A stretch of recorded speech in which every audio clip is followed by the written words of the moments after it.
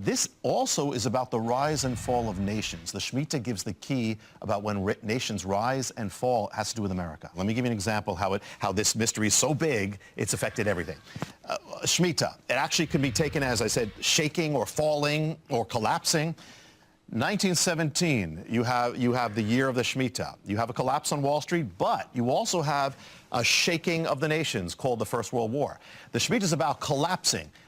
In that war, you have the collapse of powers, collapse of 4 empires, the German Empire, the Hungarian, the Russian, the Ottoman, all collapse in the year linked to the Shemitah.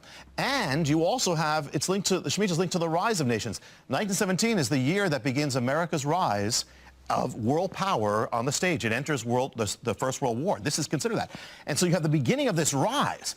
But if you take it 4 Shemitahs later, which is 28 years, interesting, 4 in the Bible is a number of kingdoms. It takes you to 1945, and you have another global cataclysm. You have the shaking of the world, shaking World War II coming. You have literally, actually, Hitler's attacks began in 1938. That was the year of the Shemitah.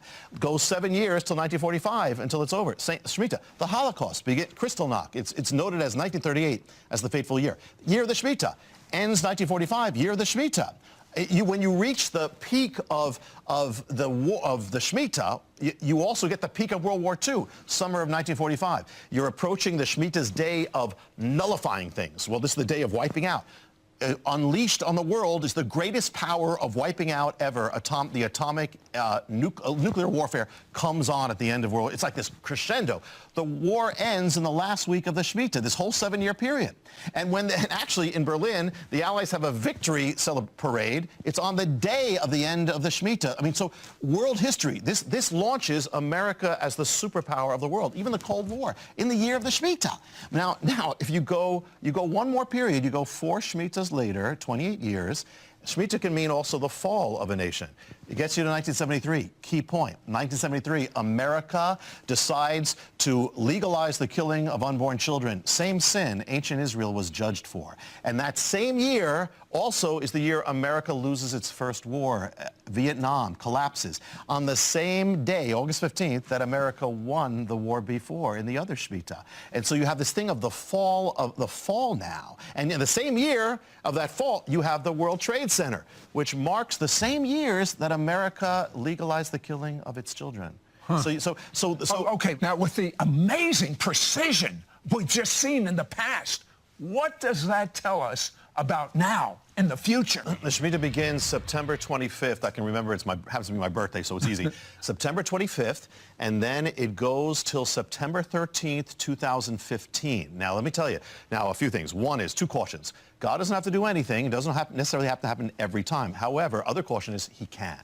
And the thing is that what the pattern is generally this. At the beginning of the Shemitah, you don't necessarily notice. Yeah, and that's the dangerous thing, because when you combine this all together, where America's going, when you combine the harbingers appearing and continuing, when you combine the Shemitah, that's the thing.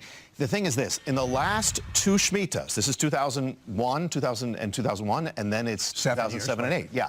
You had the mystery is getting more and more precise and intense. It's a buildup because in 2001 you have the greatest stock market collapse in history happens on the exact day appointed in the Bible, Elul 29, to wipe out the financial accounts. 7 years later, 2008, you have the other greatest crash in American history, bigger, and it happens on the exact same day appointed in the Bible. The 2 greatest crashes happen exactly 7 Hebrew years apart, down to the days, the hours, to the seconds. So the mystery is getting more intense. He's going so fast. Yeah. I want you to catch. It is so precise what he's saying. It's the year, the day, the second. I mean, what an awesome God we serve.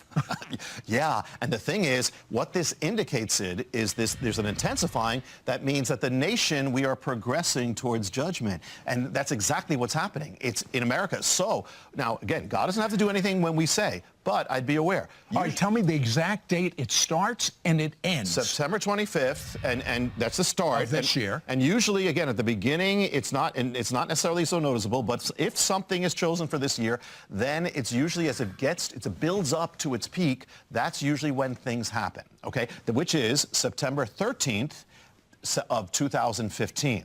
Now, there's also, we've talked about this before, happens to be with the blood moon period as well. Because the blood moon period is a year and a half. Well, we're in that half part, but the year, what's left, is totally Shemitah. So it's all happening at the same time as Shemitah. It's like a convergence of warnings. It seems. And the other thing is that, here's another thing, Sid.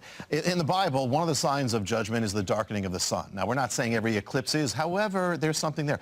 Here's the thing. Get this. When that peak day comes, Elul 29, it's going to be a solar eclipse marking that day, the great day of nullification. At the end of the Shemitah, it's going to be a solar eclipse the same day. When we talked about the tower, putting this all together. When that tower, they just recently put the spire to make it the tallest in America, the day they put it up was another solar eclipse. And when the last time, Sid, when a solar eclipse happened on Elul 29, it was 1987, you had the greatest wipeout of Wall Street in history right after that. So not saying things have to, but things all right.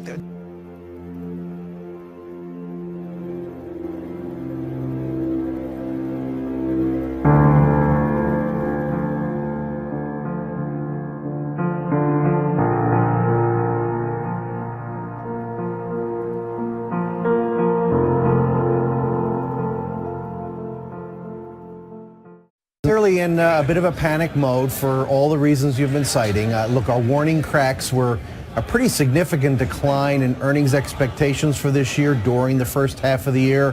Higher dollar, lower oil, slow economic growth, widening credit spreads. Now the issues of, well, where is the growth anyway? And of course, China is slowing.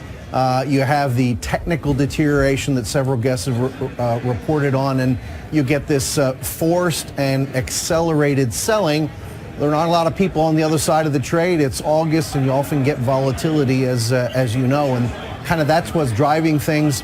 I think we're rapidly reaching a near-term oversold from which we'll get a bounce, but I don't believe this corrective period is over yet.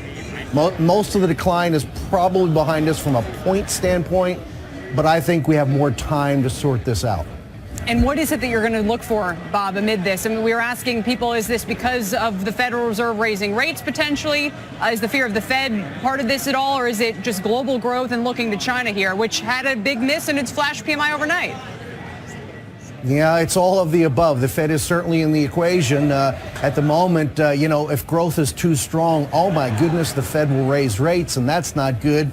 If growth is too weak, well, then we can't withstand weakness overseas. So good news is bad news, and bad news is bad news. That's what happens. So noticeable, but if something is chosen for this year, then it's usually as it builds up to its peak, that's usually when things happen.